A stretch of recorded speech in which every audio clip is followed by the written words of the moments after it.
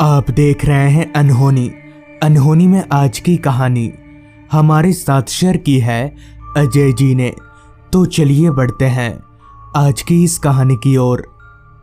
आज से 22 साल पहले मेरे साथ घटी एक ऐसी घटना जिसे याद करके आज भी मेरी रूह कांपने लगती थी। दरअसल हुआ कुछ यूं था कि उस समय हमारे गांव में सभी चीज़ों की सुविधा भले ही काफ़ी कम हो मगर सुकून भर भर कर था। आज के मुकाबले उस समय सभी लोगों के पास वक्त ही वक्त होता था। गांव के सभी लोग घुल मिलकर मेल मिलाप से रहते थे। हमारे गांव में उस समय बिजली नहीं थी तो रात के वक्त लोग लालटेन और टॉर्च का सहारा लिया करते थे। ये घटना भी उसी समय की है जब मैं गांव में रहा करता था। हुआ कुछ यूं था कि एक शाम मैं अपने घर पर बैठा ही था कि तभी मेरा एक दोस्त गोलू चलकर मेरे पास आया और मुझसे बोला, अजय, आज बगल के गांव में फंक्शन है तो देख कर आते हैं। उस समय हमारे गांव में ना तो किसी के पास फोन हुआ करता था और ना ही किसी के घर में टीवी। तो उस समय मनोरंजन का एकमात्र जरिया गांव में होने वाले छोटे मोटे प्रोग्राम ही थे। इस पर मैंने गोलू से कहा, हाँ, मैं अभी तैयार होकर आता हूँ, तू रुक। इतना बोलकर मैं घर के अंदर गया और तैयार होकर एक टॉर्च लेते हुए बाहर आया और गोलू के साथ दूसरे गांव की तरफ चलता बना। जब हम घर से निकले थे तो वक्त हो रहा था शाम के 5:30 बजे का। ठंड का मौसम होने के कारण शाम के 5:30 बजे ही धीरे धीरे अंधेरे ने अपना डेरा जमाना शुरू कर दिया था। हमारे गांव से बगल का गांव करीब 10 किलोमीटर दूर था तो अक्सर वहां जाने के लिए हमें रिक्शा का सहारा लेना पड़ता था। तो हम चलकर गांव के रिक्शा स्टैंड पर पहुंचे और करीब 1 से सवा घंटा रिक्शा में गुजारने के बाद बगल के गांव पहुंचे और वहां लगे फंक्शन का लुत्फ उठाने लगे। हम जब इस गांव में पहुंचे थे तो वक्त हो रहा था रात के 7 बजे का। लगभग 3 घंटा फंक्शन देखने के बाद यानी ठीक रात के 10 बजे गोलू ने कहा, भाई अब घर चलते हैं, काफ़ी वक्त हो गया है। मगर मुझे अभी भी घर जाने का मन नहीं था तो मैंने गोलू को कुछ देर और रुकने को कहा।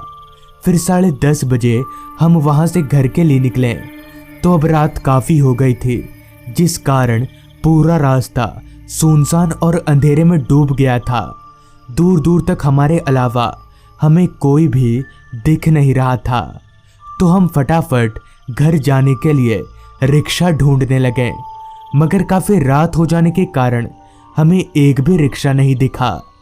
तो हम काफ़ी परेशान हो गए जिस पर गोलू गुस्सा करते हुए मुझसे बोला, मैंने कहा था कि जल्दी निकल चलते हैं मगर तू भी ना, हद है यार।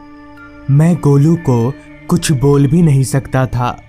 आखिरकार गलती तो मेरी ही थी।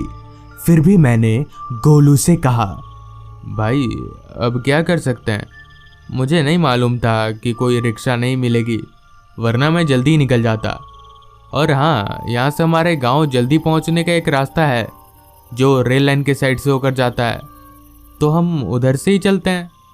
तो गोलू भी मेरी ये बात मान गया और मानता भी क्यों ना, हमारे पास दूसरा रास्ता भी तो नहीं था। पूरी बात तय हो जाने के बाद हमने कुछ आगे से बाएं वाला रास्ता ले लिया जो जंगल और रेल लाइन होते हुए सीधे हमारे गांव तक जाता था। बाएं मुड़ते ही हमारे सामने जंगलों से घिरा एक लंबा रास्ता था जिसके किनारे में एक रेल लाइन भी था। हम उस रास्ते को पकड़कर जल्दी जल्दी आगे बढ़ने लगे।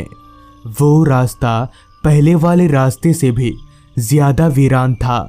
अंधेरे ने तो इस कदर उस रास्ते पर अपना डेरा जमाया हुआ था कि हमारी टॉर्च की रोशनी भी कम पड़ रही थी।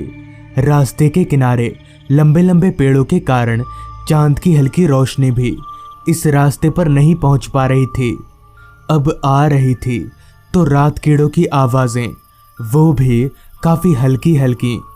अभी हम उस रास्ते पर कुछ आगे बढ़े ही थे कि तभी हमें कुछ आगे रेल लाइन पर कुछ चमकता हुआ दिखा। तो मैंने जब उस चमकती हुई चीज को ध्यान से देखा तो मुझे लगा कि कोई आदमी रेल लाइन पर बैठकर बीड़ी पी रहा है। ये बात मैंने अपने दोस्त को बताई। उस आदमी को देखकर हमें थोड़ी हिम्मत मिली कि इस वीरान रास्ते पर हम अकेले नहीं हैं। तो उसी तरह हम चलते हुए आगे बढ़ने लगे। मगर जैसे ही हम चलकर उस आदमी के करीब पहुंचे तो वहां का नज़ारा देखकर हमारे होश उड़ गए और हम जोर जोर से कांपने लगे, क्योंकि उस आदमी के करीब पहुंचते ही हमने जब अपनी निगाहें उस आदमी की ओर घुमाई तो हमने देखा कि उस आदमी का सर धड़ से अलग हवा में उड़ रहा है और उसका कटा हुआ सर ही बीड़ी पी रहा था। ये नज़ारा देखकर हमारे शरीर का सारा खून सूखने लगा और जैसे ही हमने भागने के लिए कदम बढ़ाया वैसे ही किसी ने एकदम से हमें पीछे से पकड़ लिया। फिर मैंने जब पीछे देखा तो मेरे कांपते कदम और जोर जोर से कांपने लगे, क्योंकि हमें पीछे से 2 कटे हुए हाथों ने पकड़ रखा था। अब हम अपने आप को मरा हुआ मान चुके थे, मगर फिर भी हमने हिम्मत नहीं हारी और किसी तरह उस हाथ को अपने हाथ से छुड़ाकर वहां से भागे। मगर काफी दूर तक उस कटे हुए हाथ ने हमारा पीछा किया। फिर उस रास्ते से निकलकर अलग रास्ते पर आते ही वो दोनों कटे हुए हाथ हवा में धुआं हो गए। तभी हमें कुछ आगे एक बुजुर्ग रिक्शा वाला दिखा। हम इतने डर चुके थे कि हमारी हिम्मत नहीं हो रही थी कि हम पैदल जा सकें, जिस कारण हमने उस रिक्शा वाले का सहारा लेना ही पड़ा। हमारे रिक्शा में बैठते ही उस रिक्शा वाले ने रिक्शा चलाना शुरू कर दिया। मगर मेरे जहन में एक सवाल खटक रहा था कि इतनी रात गए ये बुजुर्ग रिक्शा वाला रिक्शा लेकर यहाँ क्या कर रहा था। इतनी रात गए तो कोई सवारी भी नहीं मिलती। अभी मैं अपने जहन में ये सवाल लेकर बैठा ही था कि तभी वो बुजुर्ग रिक्शा वाला एकदम से रोने लगा। उसे इस तरह से रोता हुआ देख हम दोनों दोस्त हैरान हो गए कि भला ये आदमी रो क्यों रहा है। इस पर मैंने उस आदमी से कहा, चाचा क्या बात है, आप रो क्यों रहे हैं? इस पर वो आदमी कुछ देर चुप रहा, फिर दबी हुई आवाज में बोला, बाबू साहब, मेरा आपकी तरह एक लड़का था जो कुछ दिन पहले इसी रास्ते पर रात के वक्त बगल के गांव से आ रहा था। तभी उसी समय उसे अकेला पाकर जंगली जानवरों ने उस पर हमला कर दिया और उसने अपनी जान बचाने के लिए रेल पटरी पर कूदकर भागने लगा। और उसी समय पीछे से एक ट्रेन आ गई और उसी वक्त मेरे बेटे का ट्रेन से कटकर देहांत हो गया। इस दुनिया में मेरा बेटे के अलावा और कोई नहीं था। तो मैं इस सदमे को ज़्यादा दिन तक बर्दाश्त नहीं कर पाया और एक दिन बेटे की याद में तड़प तड़प कर मेरी भी मौत हो गई।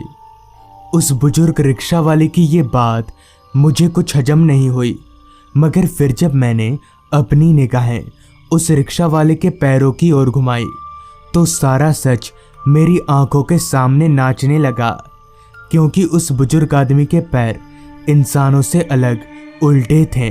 ये देखकर वापस से हम दोनों दोस्त कांपने लगे कि तभी उस भूतिया रिक्शा वाले ने कहा, बाबू साहब, आपका गांव आ गया। ये सुनते ही हमने भाड़ा सीट पर रखकर रिक्शे से कूदकर घर की तरफ भागने लगे। भागते हुए मैंने जब एक नज़र पीछे देखा तो मेरी आंखों के सामने ही वो रिक्शा वाला रिक्शा समेत हवा में धुआं हो गया। तो उस रात इस तरह हमारी जान बच गई, जिसके बाद से हमें रात को बाहर जाने से डर लगने लगा। तो दोस्तों, ये थी आज की कहानी। अगर आपको ये कहानी अच्छी लगी हो तो चैनल को ज़रूर सब्सक्राइब कर लें। तो मैं आपका दोस्त आर्यन जल्द ही मिलूंगा आपसे ऐसी ही एक कहानी के साथ।